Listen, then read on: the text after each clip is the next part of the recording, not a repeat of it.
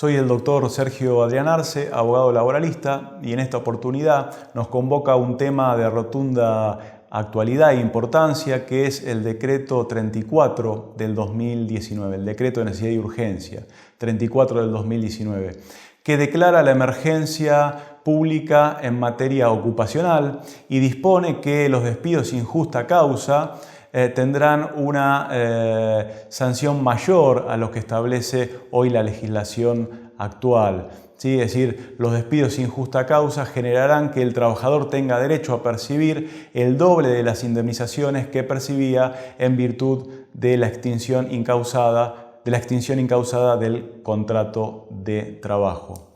En este video vamos a analizar en primer medida los temas, es decir, las disposiciones que se establecen en el DNU, asimismo la vigencia, desde cuándo se encuentra vigente y hasta qué momento debe entenderse que está vigente la emergencia en materia ocupacional. Asimismo, hablaremos de la excepción del artículo 4 del decreto de necesidad de urgencia, como así también trataremos de ver a qué supuestos de despido debe aplicarse esta duplicación indemnizatoria. Como también, por último, hablaremos de los rubros que deben duplicarse en virtud del decreto 34 del 2019. El artículo 2 del decreto de necesidad de urgencia 34 del 2019 establece que ante un despido sin justa causa dentro de la declarada emergencia pública en materia ocupacional, el trabajador afectado tendrá derecho a percibir el doble de la indemnización que corresponda en virtud de la legislación vigente. El artículo 3 establece que los rubros que deben duplicarse son todos los que tengan carácter indemnizatorio y que deriven o que se originen en el despido incausado, es decir, en la extinción incausada del contrato de trabajo. El artículo 4 de este decreto lo que hace es establecer una excepción, ¿sí? El artículo 4 dice que se exceptúa de la aplicación de las disposiciones del decreto a aquellas contrataciones que fueron celebradas, o sea, que se celebren con posterioridad a la vigencia del DNU. Y por último, el artículo 5, que habla sobre la vigencia del decreto, establece que el decreto se encuentra vigente, es decir, la emergencia en materia ocupacional comienza a partir de la publicación en el boletín oficial del DNU. En cuanto a la vigencia del DNU, podemos decir que el artículo 5 establece que el mismo se encuentra vigente desde el día de su publicación en el boletín oficial. El día de la publicación en el boletín oficial del decreto fue el día 13 de diciembre de 2019. Con lo cual, ese es el primer día de la emergencia pública en materia ocupacional. Desde ahí tenemos que contar 180 días. Con lo cual, el día de finalización, es decir, el último día de la emergencia ocupacional será el día 9 de junio del 2020. Es decir, la emergencia ocupacional tendrá un periodo desde el 13 de diciembre de 2019 hasta el 9 de junio de 2020 inclusive. Respecto de cuáles son los trabajadores a los que ampara la protección que otorga el decreto, podemos decir que la medida dispuesta es una medida general, con lo cual ampara a todos los trabajadores a los cuales se les aplique la Ley 20744, la Ley de Contrato de Trabajo, incluso a todo trabajador al cual se devenga a su favor una indemnización o indemnizaciones derivadas del despido sin justa causa. ¿Sí? Porque recordemos que lo que hace la medida es agravar las indemnizaciones que correspondan en virtud del despido sin justa causa, con lo cual cualquier trabajador al que, extinguiéndose el contrato sin justa causa, se le devengan estas indemnizaciones, corresponderá la duplicación que establece el decreto. Así, por supuesto, corresponderá en los casos de los estatutos especiales, como por ejemplo el personal de casas particulares, la ley 26844, como también el supuesto de los periodistas o de los viajantes de comercio. Por el contrario, entiendo que en el caso de los trabajadores de la construcción, de la ley 2250, no debiera aplicarse la disposición del decreto, de la medida del decreto, en virtud de las características propias del vínculo laboral que establece la ley 2250 y además atento a la naturaleza jurídica del fondo de cese laboral, que incluso se percibe, así el trabajador sea despedido o así renuncie, cualquier forma de extinción del contrato de trabajo genera el derecho al fondo de cese laboral, con lo cual queda claro que todo trabajador al que se le devenga una indemnización por el despido sin causa corresponderá la duplicación que establece la presente medida.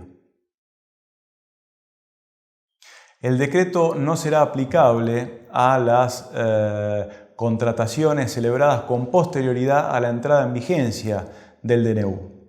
Esto dice el artículo 4, es la excepción que contiene el decreto.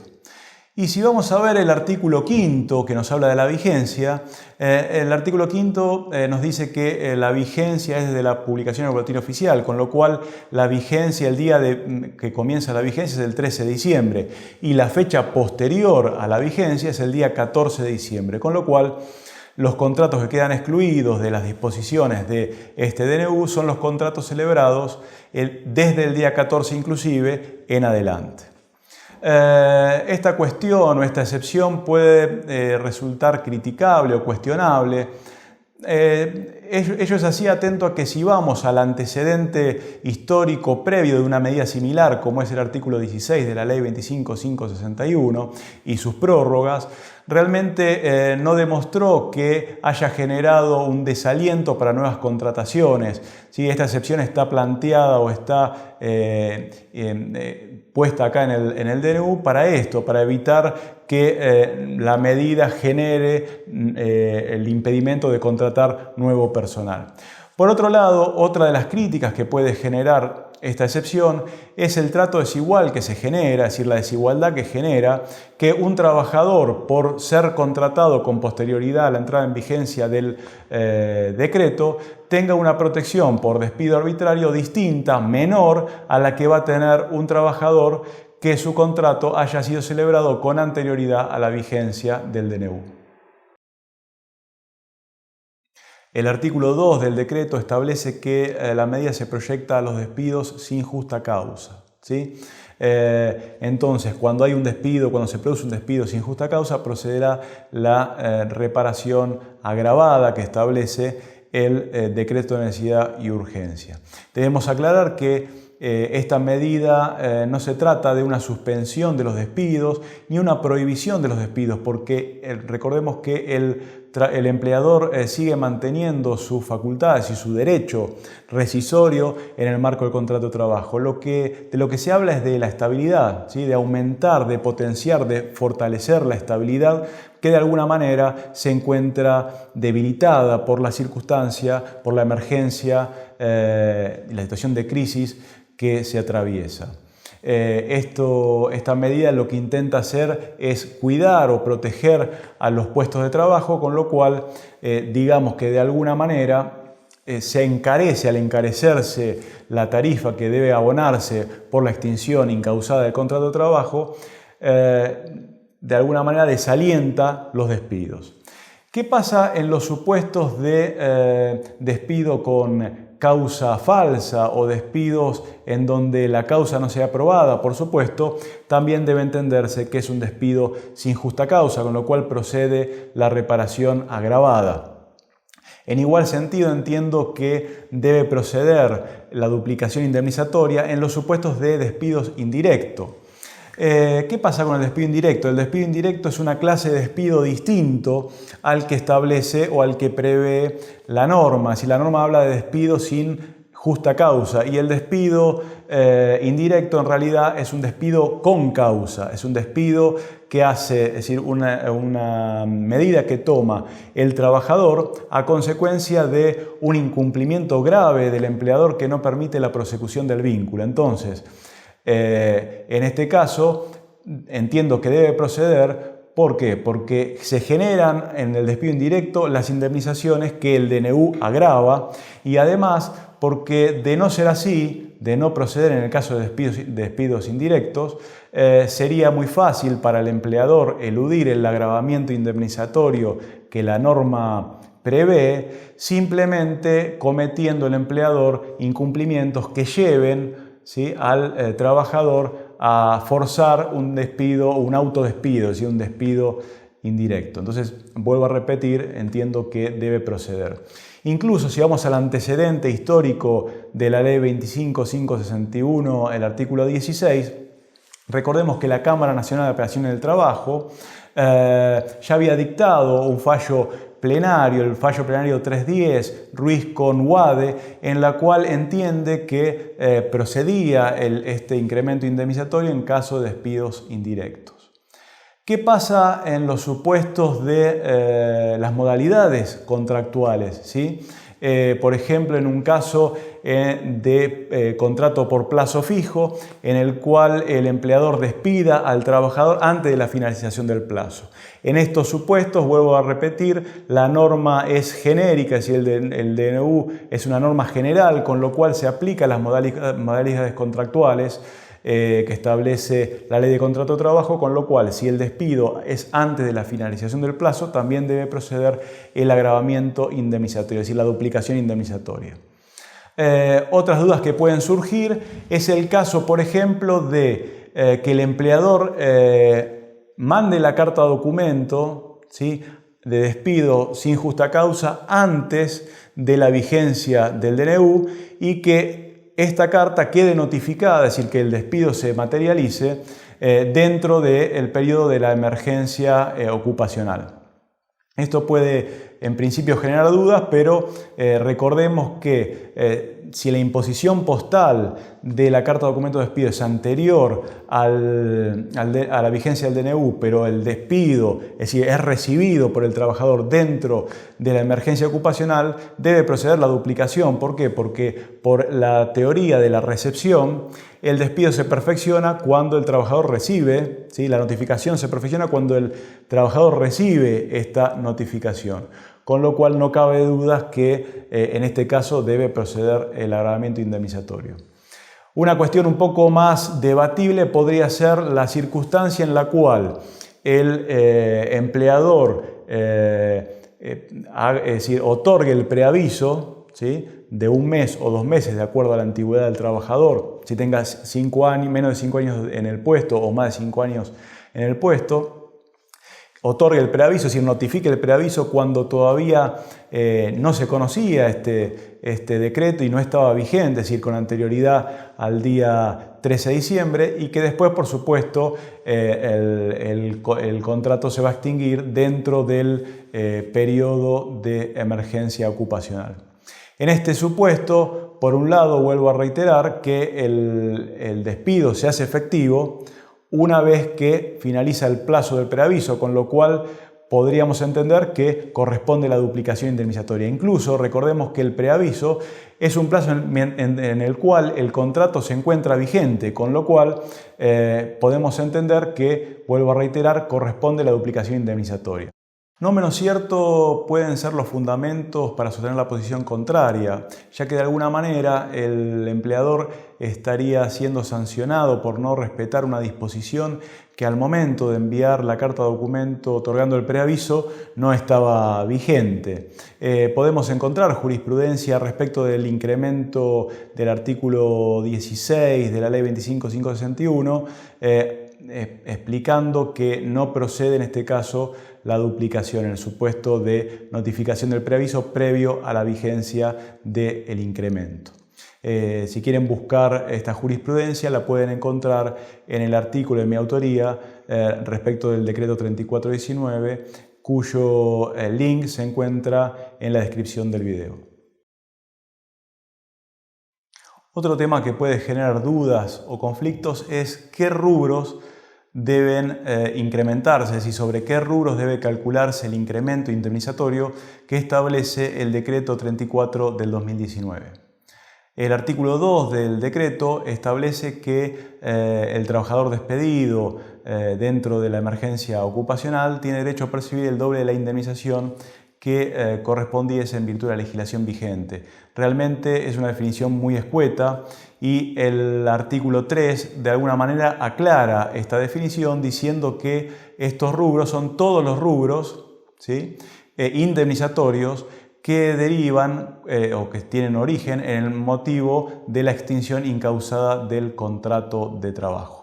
Estos rubros, por supuesto, son el artículo 245, que es la indemnización por antigüedad, el artículo 232, que es la indemnización sustitutiva del preaviso omitido, y la indemnización del artículo 233, que es la integración del mes de despido. Hasta acá esto no genera duda. Lo que sí genera duda y conflicto es si deben duplicarse las otras indemnizaciones, como por ejemplo las indemnizaciones de la Ley 24013, el artículo 8, 9, 10 y 15, si deben duplicarse el artículo 1 y 2 de la Ley 25323, si debe duplicarse la indemnización del artículo 80, la indemnización del artículo 182, ¿sí?, por matrimonio, embarazo. Y bueno, acá para tener realmente una definición, podemos ir a la jurisprudencia que se generó en el marco del régimen de la Ley 25.561, artículo 16 y sus prórrogas siguientes, ¿sí? Este régimen, este incremento generó mucha jurisprudencia con decisiones diversas, ¿sí?, en donde podemos encontrar jurisprudencia que apoya, por ejemplo, la duplicación del artículo 15 de la Ley 24013 o la duplicación, es decir, el incremento del artículo 16 de la Ley 25.561 calculado sobre la indemnización por matrimonio, embarazo o maternidad, ¿sí? Entonces, realmente tenemos que remitirnos a esta jurisprudencia para tener un antecedente, sin perjuicio que, por supuesto, habrá que esperar en estos casos dudosos la reglamentación, o bien la reglamentación del DNU, o en cada caso particular la decisión judicial si llevamos estos conflictos a tribunales.